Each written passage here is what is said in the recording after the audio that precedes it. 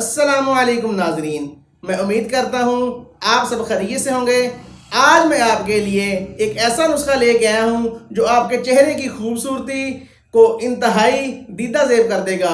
और जो लोग महंगे फेस वाश इस्तेमाल कर रहे हैं लेकिन उनके चेहरे पे कोई असरात नहीं होते, तो उनके वो महंगे से महंगे फेस वाश से भी जान छूट जाएगी। करना आपने ये है कि महंगे फेस वाश इस्तेमाल करने की बजाय आपने अपने चेहरे को दही लेनी है, उसमें थोड़ा सा सिरका लेना है, मिला के अपनी जिल्द के ऊपर लगा लेना है।